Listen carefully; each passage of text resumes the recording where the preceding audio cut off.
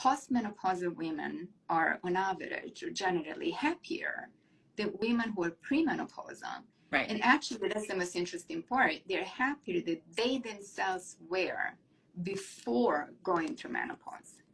So there is something that's to amazing. look forward to. Yeah. So there's something to look and why is forward that, to. right? Yeah, and the question through all is that. why?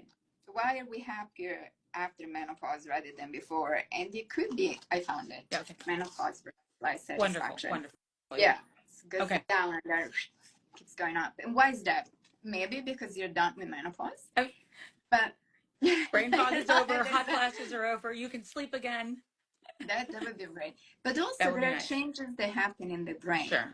That we find where the emotionally reactive parts of the brain get kind of down-regulated, they get turned down a little bit during the menopause transition. Sure. So that after menopause, they're less reactive to negative things that can happen to you, but they're just as reactive to good things that happen to you.